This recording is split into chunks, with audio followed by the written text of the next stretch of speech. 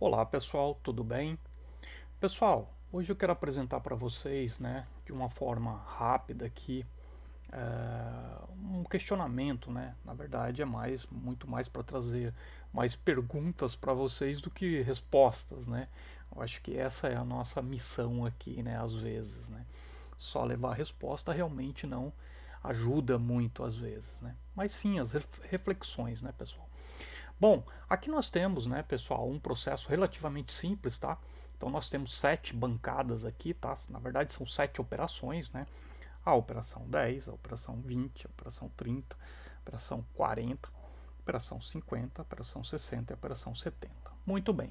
Aqui, pessoal, na operação 70, nós temos inspeção, tá? E um reparo, uma manutenção e ou até mesmo um refúgio. Então tem uma seleção aqui na operação 70. Tá? Daqui a pouco você vai entender por que eu estou destacando esta operação aqui, tá bom? Muito bem. Mas então, nesse processo aqui de 7 operações, pessoal, essa célula em U, Nós temos aqui uma célula em U. Existem muitos tipos de células, pessoal? Em U, em V, em Y. Bom, tem uma série de tipos, de células, tá bom?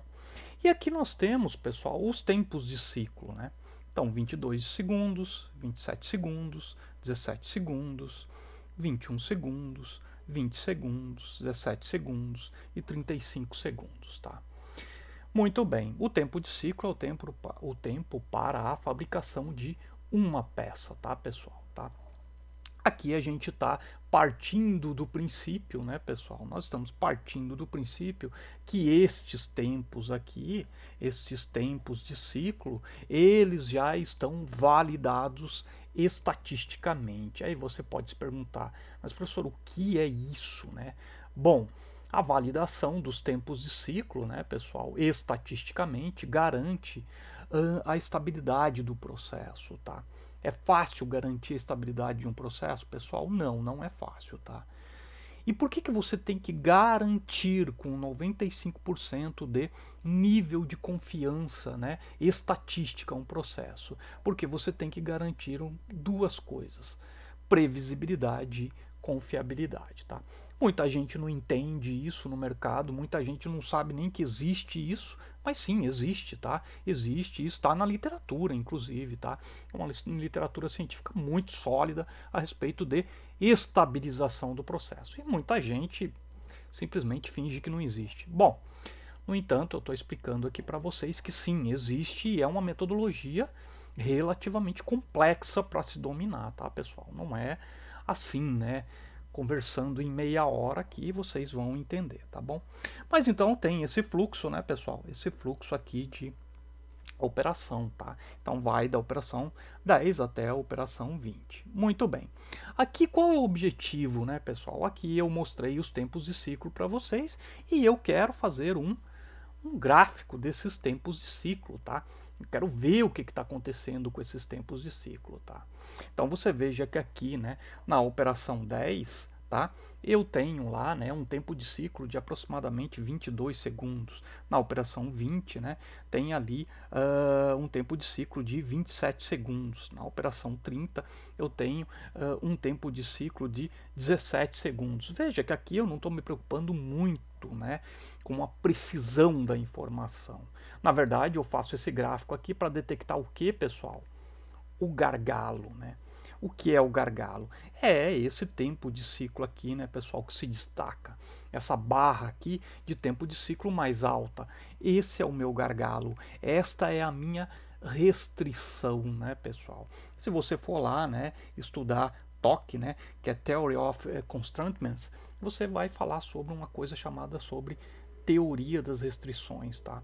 Também é uma metodologia complexa, muita gente acha que conhece só porque leu o livro da Meta, e não é bem por aí, tá bom? Bom, mas aqui eu também não tô para dar só notícias ruins, pessoal? Que tudo é muito difícil de aprender, pô, que chato, Não é bem por aí. Na verdade, sim, as coisas às vezes nós temos algumas dificuldades iniciais, mas é preciso entender com profundidade as coisas, pessoal? Entender só na superficialidade não traz o quê? resultados, né?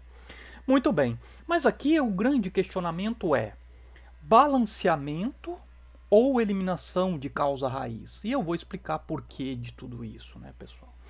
Veja que aqui no posto 70, né, eu tenho uma espécie de uma seleção, né, pessoal? Esse posto aqui é um posto de seleção e retrabalho, tá? E nesse posto, né, pessoal, considerado o meu gargalo, tá? Ele tem 35 segundos de duração e ele é considerado sim o meu gargalo. Muito bem.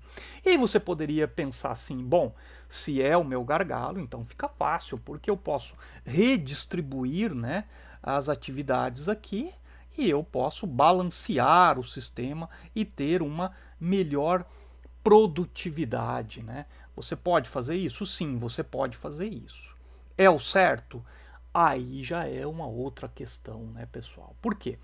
Porque se você tem muita variabilidade no seu processo de qualidade, tá? Em termos de qualidade, o balanceamento não é o mais aconselhável, né? Se os seus produtos têm uma alta taxa de refugo e retrabalho, obviamente que você tem que primeiro eliminar esse refugo e esse retrabalho para depois realizar o balanceamento, tá? É fácil, pessoal, eliminar refugo e retrabalho? Não, não é fácil, né? Você chega aqui, ó, nessas três, né? Ou existem mais, tá, pessoal? Mais metodologias. Existe o MASP, as 8 disciplinas, o gráfico de Ishikawa, os 5 porquês. Bom, pessoal, existem, né, os 15 porquês hoje em dia. Existe uma série de ferramentas para resolução de causa raiz. Então, né, pessoal, vejam que aqui com um simples problema, né, com